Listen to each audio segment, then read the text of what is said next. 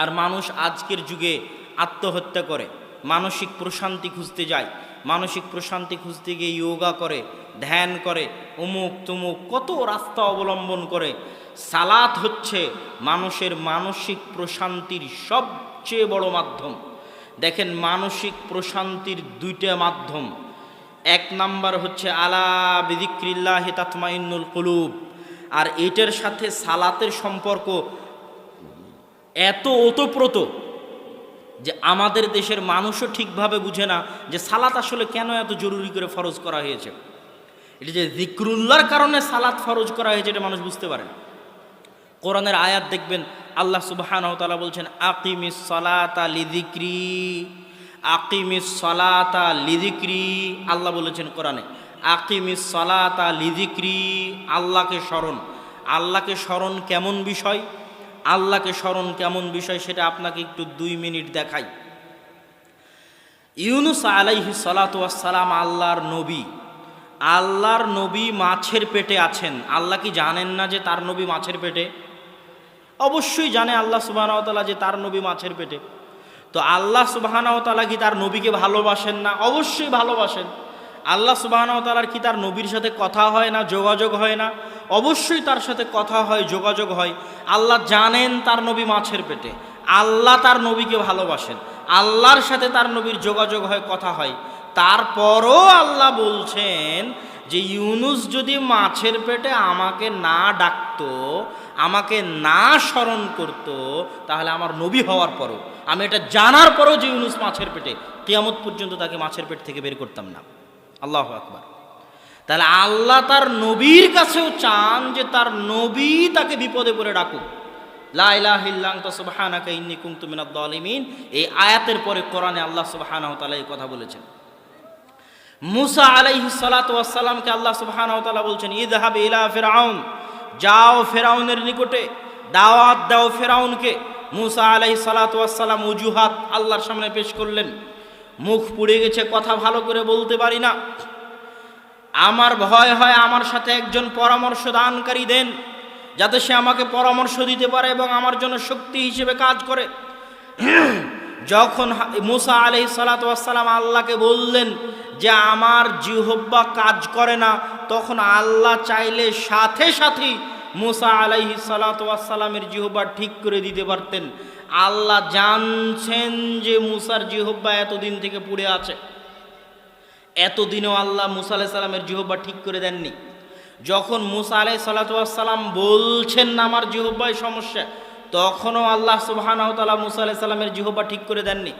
আল্লাহ আবার পাল্টা মুসা আলাইহিস সালামকে বলছেন, মুসা আলাইহিস সালাম জিহ্বা যদি ঠিক করতে চান তাহলে আমার কাছে দোয়া করেন, রব্বি শরহ লি সাদরি ওয়া ইয়াসসির লি আমরি ওয়াহলুল উকদাতাম মিন লিসানি ইয়াফকাহু কওলি।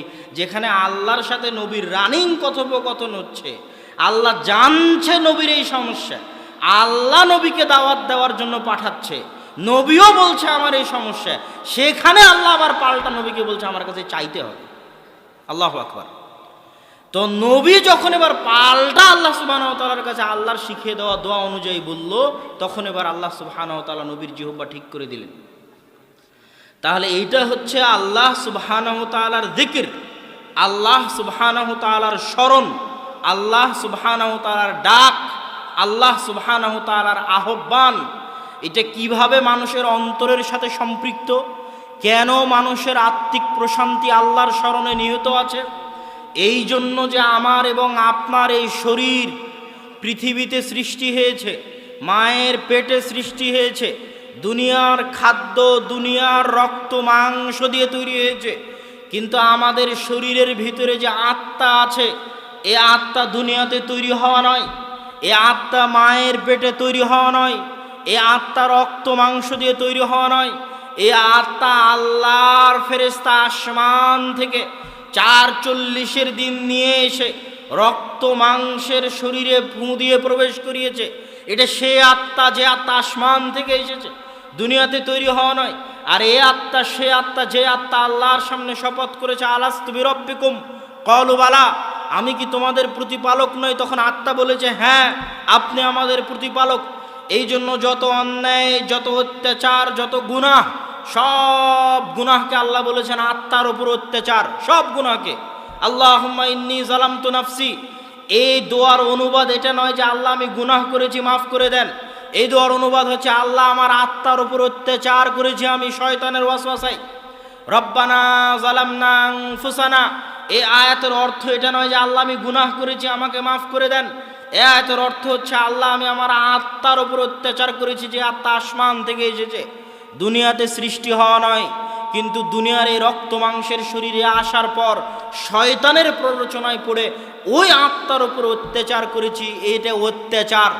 এই অত্যাচারিত আত্মা কাঁদে, এই অত্যাচারিত আত্মা কষ্টে থাকে, এই অত্যাচারিত আত্মা হতবিহব্বল থাকে, এই অত্যাচারিত আত্মা হতাশাগ্রস্ত থাকে, বিষাদগ্রস্ত থাকে। আপনি পাল্টা প্রশ্ন করবেন, কই আব্দুল্লাহ ভাই আমি তো বুঝতে পারি না, যে আমি তো নামাজ কালামও পড়ি না, আমি তো মদ জুয়া আড্ডা সব খেলি, কই আমার আত্মার উপর যে অত্যাচার হচ্ছে এটা তো আমি বুঝতে পারি না। আমি আপনাকে পাল্টা বলবো, আপনার আত্মার উপর যে আপনি অত্যাচার করছেন এটা বুঝার জন্য আপনি কোনোদিন সময় দিতে পারেননি। কেন সময় দিতে পারেননি? আবার কোরআনের আয়াত থেকে সমাধান নেই।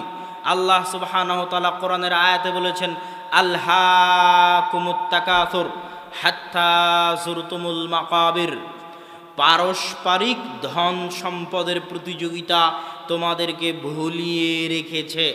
কি ভুলিয়ে রাখা? আল্হা শব্দের অর্থ কি? ছোট বাচ্চা যখন মায়ের দুধের জন্য কাঁদে, তখন আপনি ছোট বাচ্চাকে ভুলিয়ে রাখেন যেন মায়ের দুধ না চায়, ঝুনঝুনি দিয়ে ভুলিয়ে রাখেন, মোবাইল বাজিয়ে ভুলিয়ে রাখেন, বাইরে নিয়ে গিয়ে ভুলিয়ে রাখেন, হাসি খেল তামাশার মাধ্যমে ভুলিয়ে রাখেন। ওই যে ছোট বাচ্চাকে আপনি খেলনা দিয়ে, মোবাইল দিয়ে, ঝুনঝুনি দিয়ে কোনো একটা কিছু থেকে ভুলিয়ে রাখতেছেন, দুনিয়ার চাকচিক্য, দুনিয়ার মোহ আপনাকে ওইভাবে ভুলিয়ে রেখেছে আপনার মৃত্যু থেকে, আপনাকে ওইভাবে ভুলিয়ে রেখেছে আপনার কবর থেকে, আপনাকে ওইভাবে ভুলিয়ে রেখেছে আপনার মৃত্যু থেকে। ওই যুবক তো রাত্রে ঘুমাতে ঘুমাতে মোবাইল চালিয়েছে, ঘুম থেকে উঠে আবার মোবাইলে হাত দিয়েছে, তাহলে ও কখন তার আত্মাকে সুযোগ দিল এটা বুঝার জন্য যে ও তার আত্মার উপর অত্যাচার করছে? ওকে তো আলহাকুমুত তাকাসুর হাত্তা যুরতুমুল মাকাবির, ওর মোবাইল ওকে ভুলিয়ে রেখেছে যে ও একদিন মারা যেতে পারে, ওর গান বাজনা ওকে ভুলিয়ে রেখেছে ও একদিন মারা যেতে পারে, ওর মুভি সিনেমা জুয়া তাস ওকে ভুলিয়ে রেখেছে যে ও একদিন মারা যেতে পারে, ওর মৃত্যু নিশ্চিত, এই মৃত্যু থেকে ওকে ভুলিয়ে রেখেছে। যখনই আপনাকে আমি চ্যালেঞ্জ দিয়ে বলছি আপনি একটা সেকেন্ড আপনার আত্মাকে সময় দেন না, একটা সেকেন্ড সময় দেন, নির্জন রাত্রিতে মোবাইল বন্ধ করে দিয়ে, পৃথিবীর মানুষজন, স্ত্রী পুত্র আত্মীয় স্বজন ধন সম্পদ সব কিছু থেকে আলাদা হয়ে একটা সেকেন্ড আপনার আত্মাকে সময় দিয়ে দেখেন, আপনার চোখ দিয়ে যদি পানি না বের হয়েছে, আপনার আত্মার উপর অত্যাচার করার কারণে, আপনার মৃত্যুর স্মরণে, নিশ্চিত মৃত্যুর স্মরণে আপনার চোখ দিয়ে যদি পানি না বের হয়েছে, তাহলে আপনি মনে করবেন যে আমি আলোচনা আপনাদেরকে ভুল বুঝিয়েছি, কোরআন হাদিস আমি ভুল বুঝেছি, কোরআন হাদিস আমি সঠিকভাবে বুঝতে পারিনি। আপনি আপনার আত্মাকে সময় দেন না। আলহাকুমুত তাকাসুর, আপনার মৃত্যুকে আপনি শয়তানের ধোকায় পড়ে সবসময় ভুলে থাকার চেষ্টা করেন যে আমি মারা যাব। মানুষ আপ্রাণ চেষ্টা করে এটা ভুলে থাকার যে মানুষ মারা যাবে। রাত দিন